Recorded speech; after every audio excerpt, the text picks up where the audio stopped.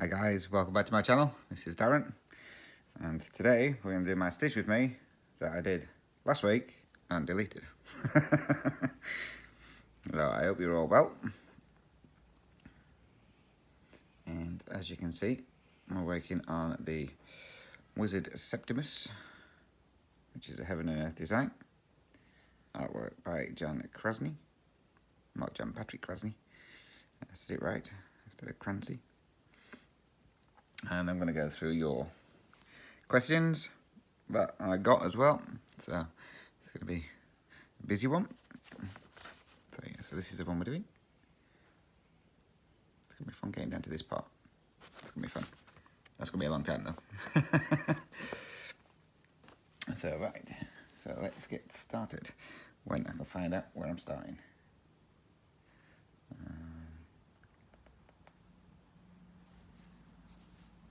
Here. Excuse the shaking while I get sorted. There we go. Get these out of the way.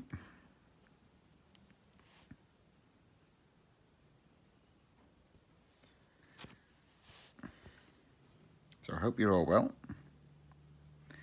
and staying safe wherever you are. I'm being a bit more careful at work. As you know, don't want another one of those concussions. They're absolutely horrible. So let's go through a bit of updates. Now, a couple of people have asked how my mum is. So she's doing fine. So it's Sunday today. So I spoke to her last night. I was on the phone with her for a lot longer than normal. She was very chatty last night. And she's doing okay. She got a bit of sunburn. My brother was off and he was in the garden, and it was a nice day, so she wanted to sit out in the garden. And she got a little bit sunburnt on her legs. Now, all the time, I know my mother, she does not like sitting out in the sun. Ever. If she sits out in the garden at any point, it's like for 5 minutes, and you've got to have one of those big umbrellas up so the sun doesn't get on her. And just lately, she likes sitting out in the garden. I'm like, well, why are you out in the garden all the time? I said, you never used to. But before, she always used to be in and out to the shops and doing whatever she needed to do. So she was always out in the sun, theoretically. So because she can't get to the shops, because everything's on lockdown and she needs someone to take her, she doesn't get out much, so she's just sat in the house. So when it's a nice day, she likes to sit in the garden. So, and it's not just for like 10, 15 minutes like she used to do. She's out there for hours. So my brother will be doing the gardening or wherever like that, and she'll be sat out there talking to the rabbit and the cats. So yeah, so she seems to be enjoying the fresh air.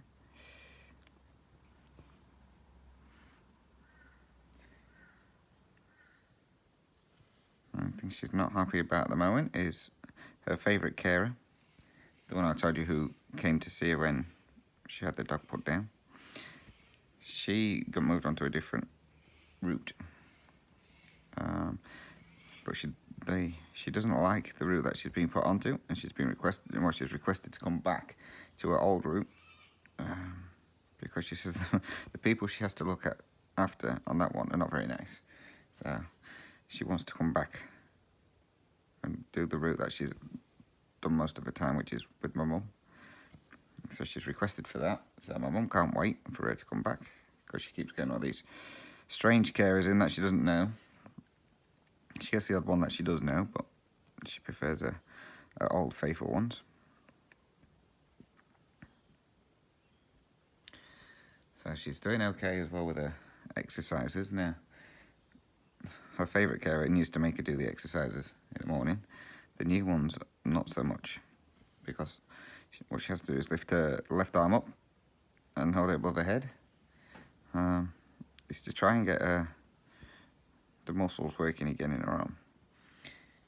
But she can't lift her arm up to get it over her head, so she has to use her good arm to lift it up. Whereas her favourite carer used to help her and do that part for her and hold it up. So now she's not getting as much exercise done for her arm because the other carers don't do it, which is a shame. But she says it is getting a bit stronger. She can now get in and out of her chair properly. Whereas before, well, she's got one of those electric chairs that tip her forward. So she got one of those. But she doesn't need to tip herself forward as much now. She can actually manage to get out of the chair herself. So now she's looking at wanting to get a new sofa with chairs with the 2 arms. So higher arms. So she doesn't have to sit in this electric chair all the time. Because apparently the electric chair is not that comfortable. You can't see what I'm doing because I'm completely not looking what I'm doing at all. So yeah, but other than that, she's doing good. My twin brother's had his second covert shot, so he's now fully vaccinated. My mum goes for her next one in 2 weeks. So she's like, yay, then they can take me shopping. So she'll be happy when she can get out and about and not have to worry about things.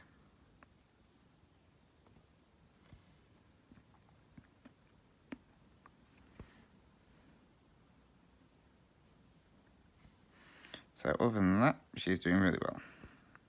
So thank you everyone who asked about her. Yeah, she's doing good.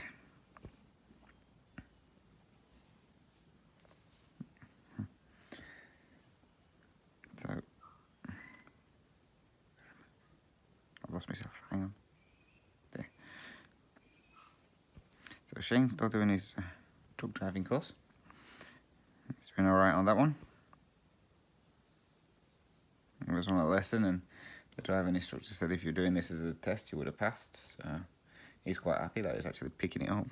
He was a bit nervous to start with, understandably. So yeah, so he's enjoying himself doing that. Still waiting for the work truck to be fixed, the one that he's going to be using.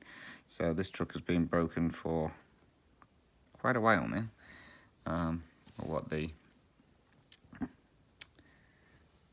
The old truck driver left January, February time, and since then it's been in the garage getting fixed. Apparently there was a lot of things wrong with it, but the old driver had not told them, so the mechanic's trying to get it all fixed, and then he thought he got it all fixed, and it turned around he hadn't got it all fixed. And so yeah, so they're hoping to get that back on the road again this week, so then Shane can get some lessons in there. So his dad actually used to drive worked for the same company, and he used to be the driver of that one until he retired. So they're dragging him out of retirement to teach Shane how to drive the new truck, the truck. So, but they can't do that until it's fixed. It's just so that they can get him through his test a lot quicker. Because once he's got the hang of it, then they can go for his test, and assuming he passes that, then they can get him on the road. Then when he does pass his test, his dad will be going out with him for the first couple of trips, just so he can get used to it and know where to go and all that lot. So, which will be fun. The only downside to that one is sometimes, for the truck drivers, they have to leave early in the morning, or they get back late, which will mean that I will have to go to work even earlier, which I don't want to do, or I'll be coming home later than I want to.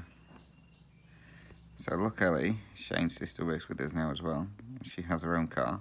Normally we all just go in one car. So if it's a case that we know Shane's got to start early or late, then we'll go in her car. So we don't have to hang around and wait for him. He can just come home when he gets back.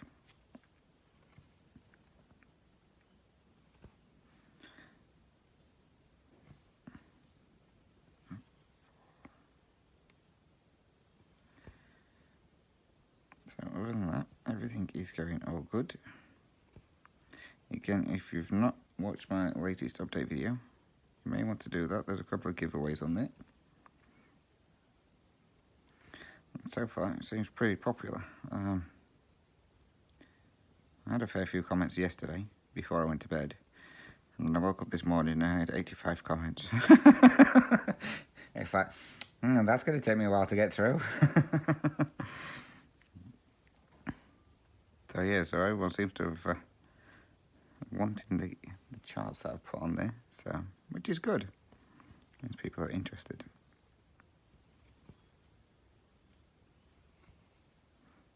So yeah, so if you've not seen it, I suggest you head over to it. You've only got 2 days left. As I say, if you're in Australia, you've got till midnight on Friday. If you're not in Australia, you've probably got till midday on Friday. Because obviously of the time difference.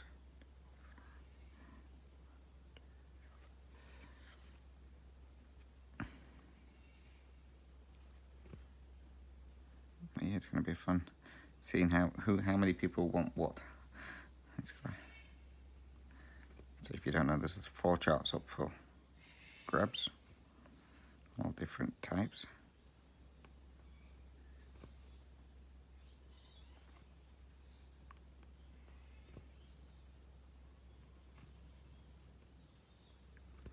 Now, someone did ask how I end my threads on doing tent stitch. Now, I don't know if I was meant to answer that one in my main video or in this one, so I'm going to answer it here. So obviously, as you can see, I'm doing 2 over 1 tent stitch on this one. And how I end it, if depending on the count, if it's a 25 count, I'll just pin stitch.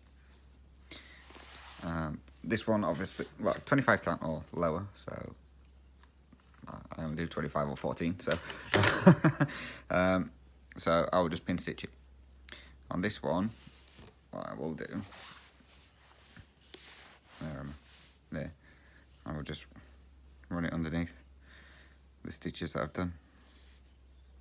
Look, I'm using the ball tip one, and I've worked out how to run it under. It's only taken me a couple of months, but I finally got there. Now I have to swap needles around.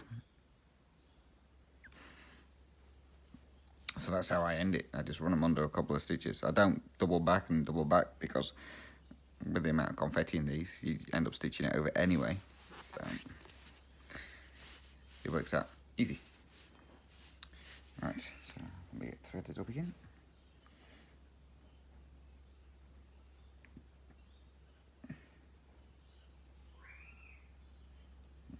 Again, you may hear a couple of birds in the background. I've got the window shut so you can't hear them as much, but they are quite loud. I don't know what they are.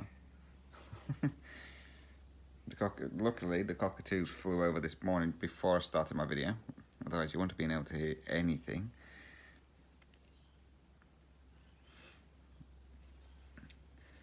So, right. So that's that part. Let's get into the next bit. Over here somewhere. It does love it when you've got to try and work out where you need to start from.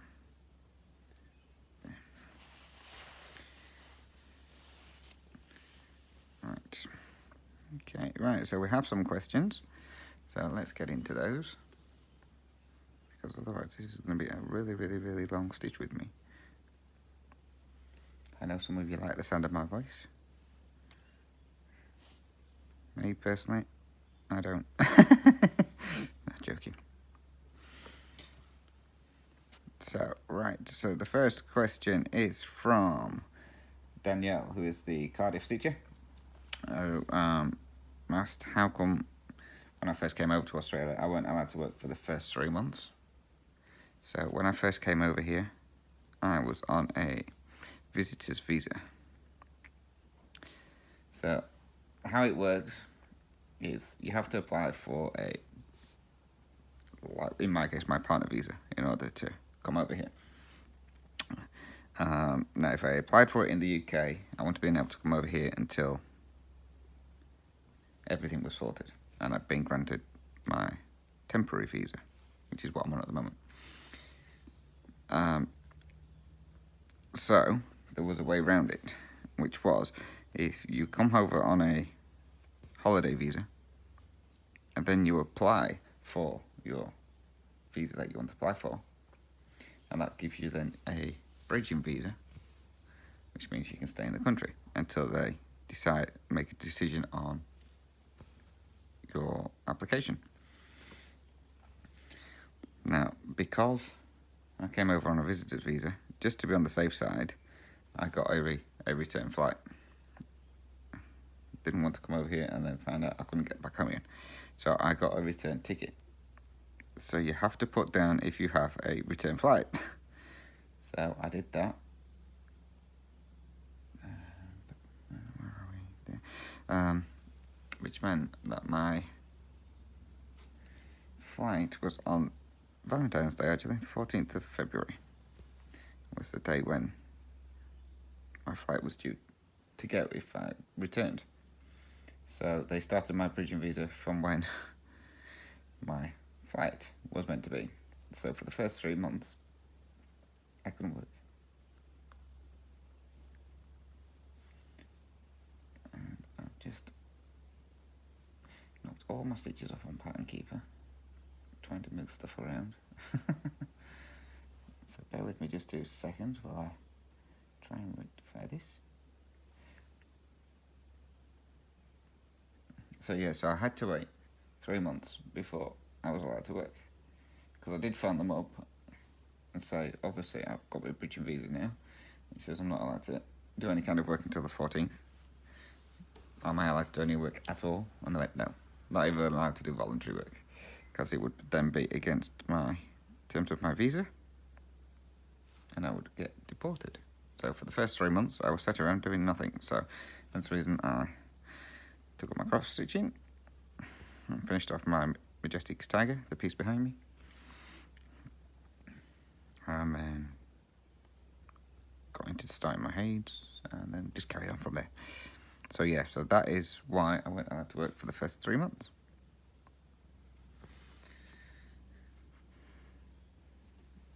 Which is a shame, because I missed a fair few jobs. Because there were people screaming out for jobs. We've been near at Christmas time, and I went allowed to go and help. And even after Christmas, there were still a few places screaming out for staff because they had some leave. And it was from like people who like family members knew, and I still couldn't apply for them. Or I could apply for them, but tell them that I wasn't allowed to start until a certain date. So I need to say it took me a while to get a job, because they obviously wanted staff to start straight away, and I wasn't eligible to.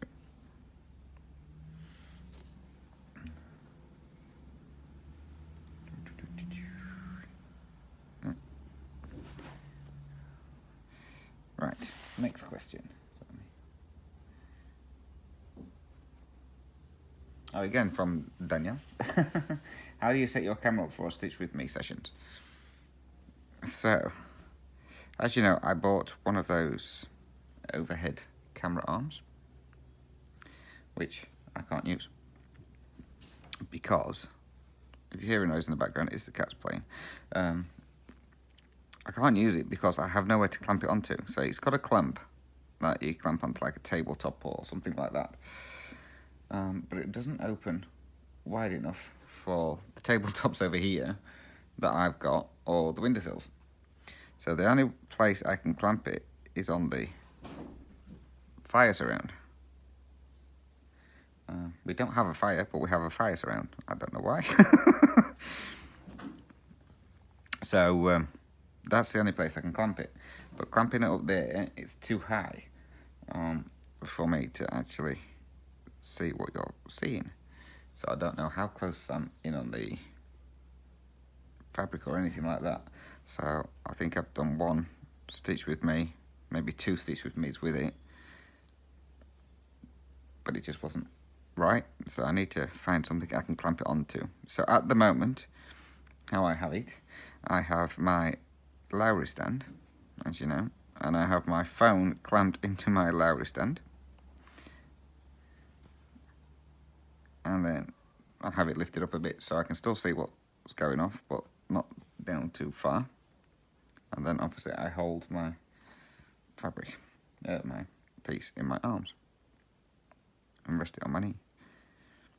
So once I finally get my craft room underway, first thing I'll be doing is looking for some kind of desk or something that I can clamp my overhead camera onto, so then I can have my piece in that ivory stand, and then you won't get the shaky part. So that's once I get my craft room underway. I'm still waiting for the bed to disappear, but we might be getting a new sofa. So if we do, we need to pick it up in a trailer, which will be Shane's dad's. So if that's the case, then when we've got the trailer, I'll just throw the bed in there and take it over to his sister's and get it out of the way.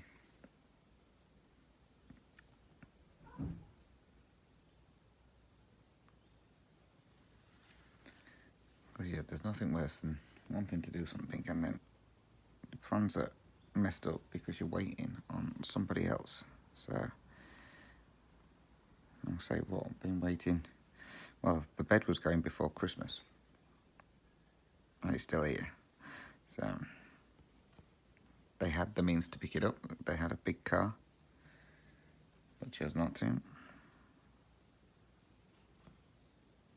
And then the car broke, so they've now got a small car, can't fit the bed in it.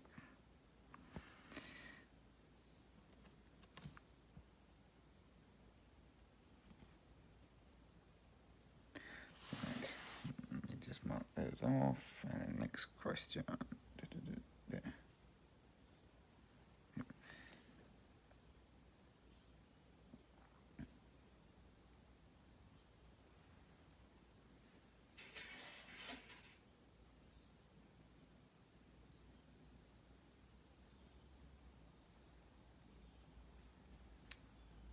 So the next one was from Patty, who asked if I would ever do Animal Kingdom Bookshelf by Amy Stewart.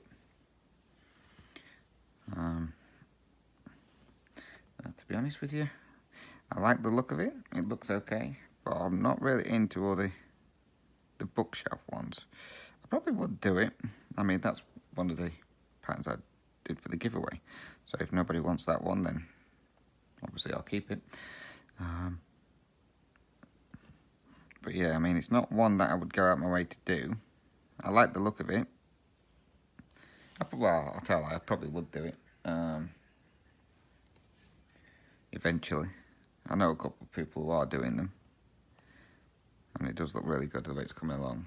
But for me, I like the bookshelf ones, but there's too much going on in them, if that makes sense. So, it may not, but I feel like you would lose too much detail than what you would do if you were just doing a larger piece. Or the only way around that would be doing the supersized bookshelf ones, which means that you're going to be stitching it for like 10 years to get it finished. But again, I don't know how much detail you would actually kind of lose with the supersized ones.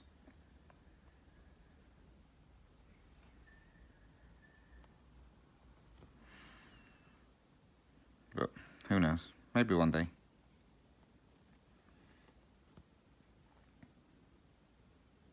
And also, she added on there as well, she hoped that my concussion didn't affect anything from my previous surgeries that I had for my brain tumour. And the answer is no. It's all good there. The only thing it would have done is just knocked out the cobwebs, that's about it.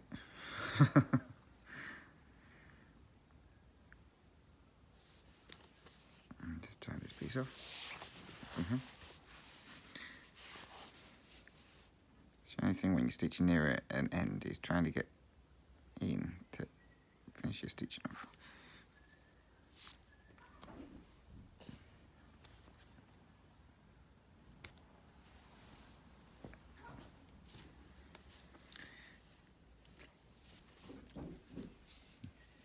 The cats are having a mad half hour, so you can probably hear Tiger making this funny little, makes a funny little squeaky noise when he's trying to call the cats over to play. so many of us that the other cats normally run. Because it's bigger than the other two. Mind you, Ginger's catching him up, but it's a bit boisterous. It's a bit too full on. So, like I say, Ginger's roughly the same size as him, but obviously Tiger's a bit stronger than Ginger. So sometimes you'll hear Ginger whining because Tiger's got him pinned down somewhere and he can't get away from him. So yeah, Tiger's the bully of the group. You always get one.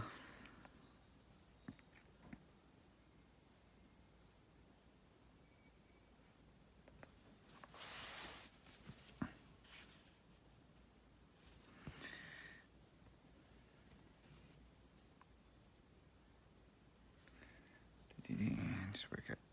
Make sure I'm in the right spot. Champ.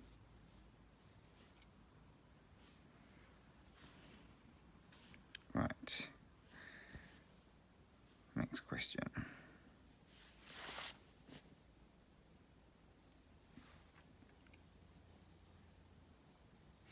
Now this one is from Tammy. If you remember the other week I was doing the dolphin piece and I was putting the, which is called it the vertical stitch, which was the pin stitch at the end of the thread. And she asked, why do I do that, and do I remove it later on? So the pin stitch, or the vertical stitch that you see in Tammy, is a pin stitch, and that's to secure the thread instead of having to flip your work over. So it's just like ties it off. So that doesn't get removed, that just stays there and you just stitch over it. So I only really do that on the ones that I can pin stitch on. So that would be anything on, so I've got 14 count. It's the main one that I do it on. I've got the London, which is 18 count, so I'll pin it on that one as well. And my supersized Tiger family, because that's on 25 count, so I'll pin it on there. At 28 count, I have done 1 or 2 pin stitches on there, but it's a lot more tricky to do because obviously the fibre on here is closer together, so you can't really get it onto pin stitch. But I do give it a try every now and then. Where am I? There.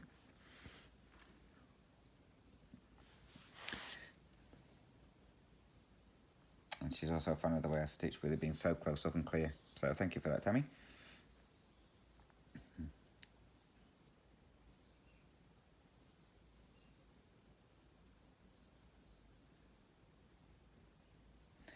So this one's from Claire, who says she's fairly new to using Q-snaps. Do you remove your projects from the frame when you're finished stitching for the day, or do you leave it on? And does it mark your stitches if you do leave it in the frame for some time? So it depends on the project. 9 out of 10. The project will stay in there if I know I'm going to work on it again. So I don't remove it every day. So if I know I'm going to work on it again, say in like 2 or 3 days time, then I'll just leave it in there. I've got 4 Q-snaps, so I just leave it in there. If, like for example, Tiger family, that one that has been in the Q-snap for a year, so I don't take it out of that. It just stays in there. The only time it comes out of the Q-snap is if I need to move it. So I don't find it damages the stitches at all. I've never had a problem with it damaging any stitches on any of my projects. But I'm going to say it's total preference. I mean, some people will put, like if they need to move the Q-snap and it goes over the stitches, they'll put a piece of felt or something like that in between the Q-snap and the stitches. I don't do that, I just throw it over. But 9 out of 10, if I'm moving the Q-snap, I have a 3-inch border anyway, so that gives me a kind of cushioning, so when I fold it over, it covers the stitches, So in effect, it's kind of like, I suppose, having a piece of felt over there. So the stitches are protected. So I've never had a problem with it at all, squashing the stitches. Plus, if it does squash your stitches in any way, when you finish your project and you wash it, that generally plumps your stitches back up again anyway. Generally. So I hope that answered your question there, Claire. So the answer to that is your decision, but I leave mine in for forever. I mean, my Native Wolf one, the one that I generally do for the Cross Stitch Studio, that one is generally in the Q-Snap as well, because we do the challenges for that for the 30 minutes a day for 30 days. So that one stays in the Q-Snap as well. Like I say, in my last updated video, you'll see that was the first time I think I've actually taken it out of the Q-Snap, and that's only because I had I needed the Q-Snap for another project. I need to get more Q-Snaps. Now Doris asks as well, how does a pin stitch work with silks? Now that one, Doris, I can't answer. I've never done a pin stitch with silk. I'm assuming it will probably work exactly the same, because how you do the pin stitch, it ties it all in anyway, so it doesn't move. So I know silk is a lot smoother and it glides through a lot easier. So as far as I'm aware, it should still pin it. What I may do next time I work on Pandemic, I may use, like if I need to trim a piece of silk or anything like that off, then what I may do is try it on a piece of 14 count or something like that and just see how it pins, and then I'll let you know on that one. But I haven't actually tried it, so I couldn't tell you exactly how it works. But I'm willing to experiment to find out for you. So next time I do the Pandemic, which will be later on this week anyway, because I need to see if I like how it's going.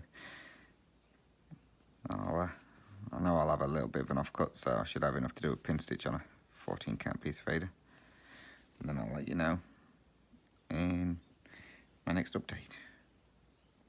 Or maybe stitch with me.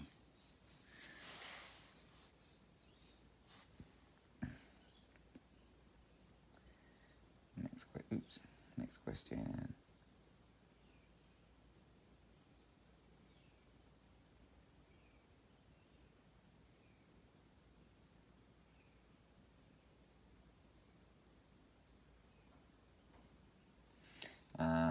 Geneva asked, how did I come about the channel name Dizzy Stitcher? Now this one, I have mentioned it before, but I can't remember if it was in a Stitch With Me or on my normal channel. So I came up with the name Dizzy Stitcher because Dizzy is my nickname, which was given to me by my auntie many years ago. That just stuck. It used to be Dizzy Dazzy, and then it got shortened to Dizzy.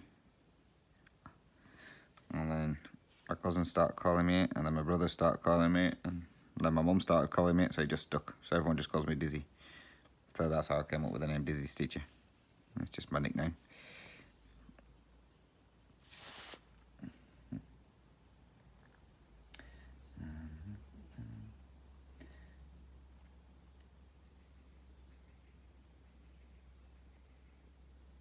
Similar for other questions. Well, that's the one. The 10 stitch one was from Julie, asking how I finished the 10 stitch. So how do you finish it when you have a small section stitch? So I knew there was a question about it. Let me just take a drink, 2 seconds.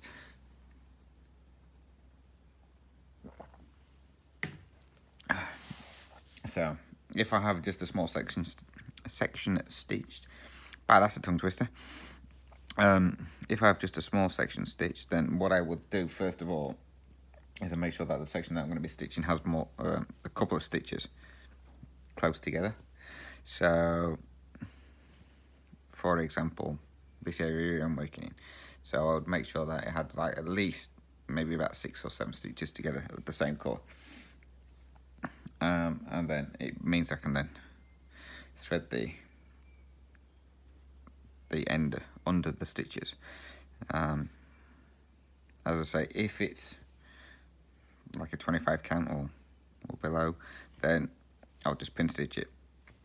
If it's like this one, 28 count, then I will run it underneath, but because it's only maybe a couple of stitches to start with or something like that, then I would then go through 2 times just to secure it a bit more. But generally when I'm starting a project with 10 stitch, I'll always look for one of the colours that has the most stitches first and stitch that one, just so then I know I've got something to anchor all the other ones to when it comes to finishing my thread. So in this case I used the black because the black was the predominant colour on this page. Well, it looked like it at the time. So I used the black so I knew I'd have plenty of stitching around so I can anchor the other ones onto it when it comes to finishing them. Hope that makes sense.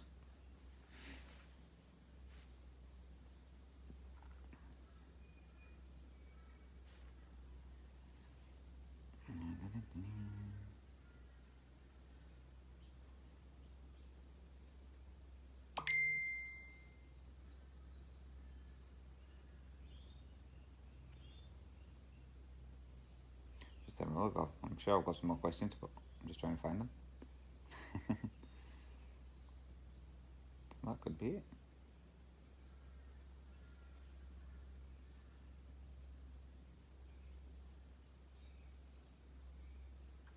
Next one's from Lisa, who again asked, how do you decide which patterns get full cross and which ones use tench? She's thinking about using 10 stitch on a project. So the decision's your own really. It depends on what you prefer stitching. Me personally, I say if I want a piece to be stitched up quickly, I'll do 10 stitch. If I want to take my time with a piece because it's one I know I'm going to enjoy, for example, I enjoy all mine, like, but then I'll do full cross. So the choice is yours. Again, as well, it also depends on what count fabric you're going to be using. I think 10 stitch looks good on like your smaller counts, like this 28 count, 25 count. I've not tried it on the larger count ones, so like your 14 and stuff like that, but I know you're going to need to use a lot more floss to get the same coverage. So I think if you're using like a 14 count or 16 count, you may need to use like four strands of floss to get the same kind of coverage as you would for your 10 stitches you would for full cross, I believe. But me personally, it just depends what frame of mind I'm in when I come to start stitching a piece. So I'll pick a piece up, and if I'm in the mood for doing full cross, I'll start it in full cross and then I'll just continue in that. If I'm in the mood for just wanting to get some stitching done and get as much done as I can, then I'll start it in 10 stitch. So again, it's your own prerogative of to how you like to stitch, really. So me, I just like to mix it up a little bit, so that's why I do some in 10 and some in full.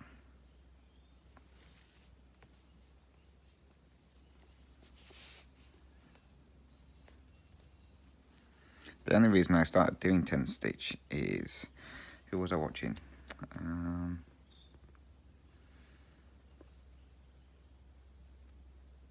I think it was Kim Hollenbeck actually.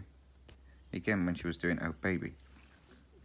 And she was doing that one in 10 stitch. And before then I'd always done full cross, and I thought, oh, I wonder what's that like, so I'll give it a try. So first time I did 10 stitch was on Minnie Deer Creek. And I was enjoying how quickly that was coming together. So I was like, you know what? I'll try a couple of pieces on 10 stitch. And that's what I did.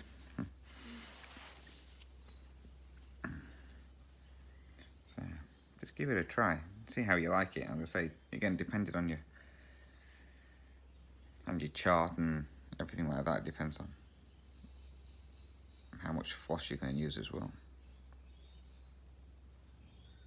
but it does stitch up a lot quicker. The only thing is, sometimes when you first start using 10 stitch, it gets a bit trickier to work out your stitches. Well, I find it did anyway. It took me a fair bit to get into doing 10 stitching, because whereas normally you're looking for your full cross, so you can work out from there, like for example here, like normally you do your full cross, so you're looking for your full cross, and then you know like that one there's going to be your next cross, then that one's going to be your next cross, and so with 10 stitch you get a bit confused because you just see that and you're like, all right, yeah, so I need to go from there to there, and I was going wrong in so many places. So yeah, it does take a little bit more concentration when you're doing your 10 stitch to first start with, but once you've got the hang of it, it's pretty straightforward.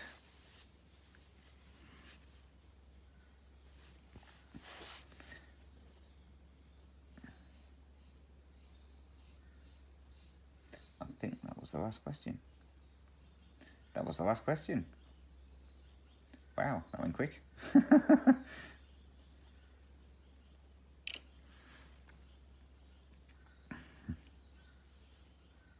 We're at 40 minutes. Now to try and find something to talk about for at least another 20. Just to make it a decent length one. So, I want to put one or two more pictures in here for you as well. Probably towards the end. But I have a new friend at work, and it's a little butcher bird.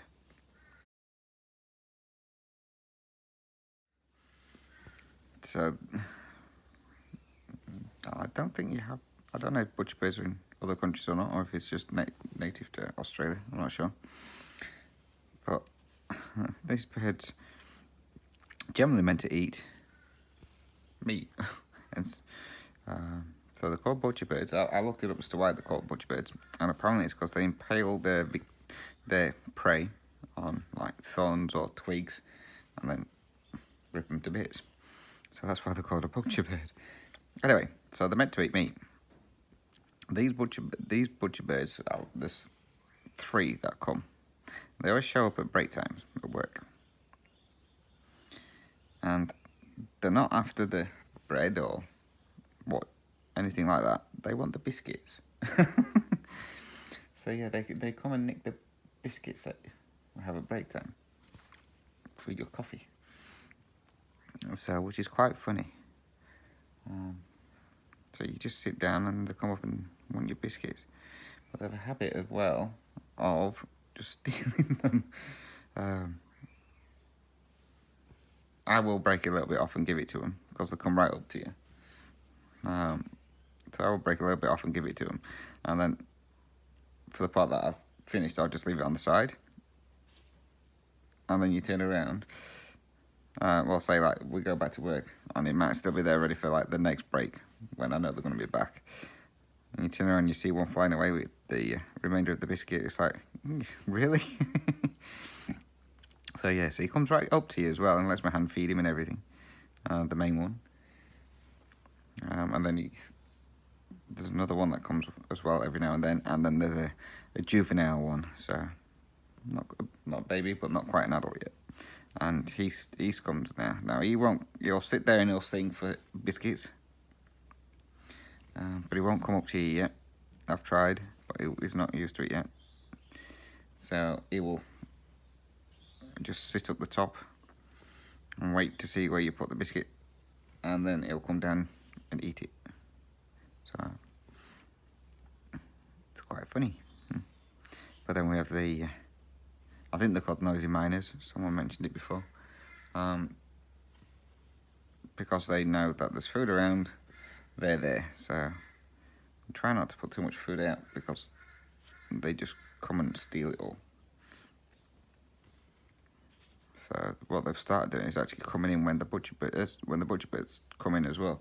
So they'll sit on the air hoses that run across the ceiling. So they'll sit on them and watching where the food goes. So as soon as one of the butcher birds disappears, that's it, they're all down there trying to get the food. Which you wouldn't think they would do, because the owner's wife, she works in the front office, and she always feeds the birds out the front. So she feeds them about 3 times a day, with bread and what have you. And all these noisy miners always know where the food is, so they're always there, same as the lorikeets. But now they decide to come and sit around the back and steal the biscuits that the butcher birds are having. Obviously they've had enough of bread, or whatever else she feeds them. As you can hear, the cockatoos are flying across again. They are so noisy. When we first moved into this house, I didn't know about the cockatoos up here. And the first night, well, should I say the following morning, I got woke up by a big flock of cockatoos going overhead. And that was at something like, because we moved in, it was springtime. So it was something like 4 o'clock in the morning, and all these cockatoos were flying over. It's like, what the heck is that noise? So I'm just like, oh, this is going to be fun. I'm not going to be getting much sleep here. But luckily, you don't get them very often now. First thing in the morning, you only normally get them flying over from around about 8 o'clock onwards. But yeah, they are so noisy. Why they've got to screech how they do when they're flying is beyond me. The old house that we used to live in before I moved into this one, the next door neighbours there, they used to feed the cockatoos. And the amount of cockatoos that were there was unbelievable. But to be fair, they never really made much noise, those ones. So it was just every now and then they would make a noise. But those ones, you would see them hanging off the walls and hanging off the feeders and everything like that. There were so many of them. There must have been at least about 50 cockatoos that used to hang around this one house because they knew they got fed. And then they'd all fly off at once. We, on the other hand, had magpies. We had loads of magpies. When we moved into that house, there was one magpie. He just used to come. I nicknamed him Buddy, because he was always there. He'd come and sit on your knee. It's like you'd stroke him. Really, to say he was a wild bird, he was quite tame. So we nicknamed him Buddy. And he would come. The house that we were in originally had a pet door, so cat flap or dog flap. I think it was a dog flap. It was a decent sized one anyway. And he would come, and if you didn't have the door open, he would come and knock on it, just to let you know he was there. And sometimes, if other magpies turn up, we would just open the pet flap and just feed him through that. So a number of times he would either come and knock on it or try and open it to come in. He came in the house once, which was quite funny. So yeah, so we used to have one, I used to call him Buddy. See what I'm doing. And then when we moved out, it was like, I feel so sorry for whoever moves in here next, because we used to feed them. You're not meant to feed the magpies because they just keep coming and coming and coming. And I think before we left, I think we had about 40 magpies that used to just turn up all of a sudden. You'd feed one, and then next thing you turn around, there's like 40 there. And it's like, well, where did all these come from? So yes, I feel sorry for whoever moved into that house next, because as soon as they walked out the door, they'd be getting all these magpies wanting feeding. But to be fair, feeding the magpies, apparently, if you're good to the magpies, it means when it comes to breeding season, once they've got babies and stuff like that, they won't swoop you. Because magpies over here swoop you. I don't know why.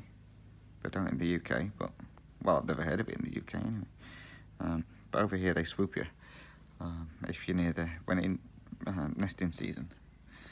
So you see all these people like riding around on the bikes with helmets on, with tie wraps or zip ties, or however you want to call them, attached to the helmets. Just so that the birds can't get to them, because they will just swoop and attack you. But they'll only do it for like in certain areas, so if you're close to the nest or something like that. So it is funny to see everyone walking around with all these things sticking off the head so they don't get swooped. can I get this stitch with this tiny little bit of thread? I think I can. Yeah. So, but yeah, I've never been swooped by a magpie. They even swoop coppers, so they're not picky on who they swoop.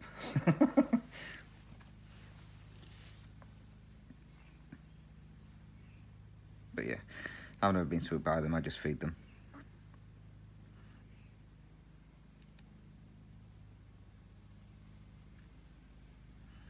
It's like at work, we get a lot of geckos, and they're called skinks, which is kind of like a gecko, well, they're called lizard. We get them sometimes in the packs of wood, depends on how old the packs of wood are.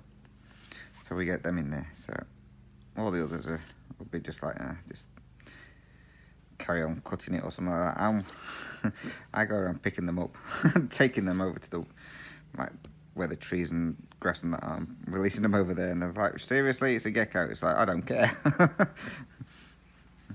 I'm rescuing it. Oh, apologies, it sounds like the next door neighbour has now just started cutting his grass. Thought he might have done it the other day. But obviously he's waiting until Sunday. But yeah, I rescue sometimes you get little frogs in the packs as well. I don't know where the frogs come from, but we get the little frogs in the packs, and so I rescue them. I rescue the geckos, the skinks.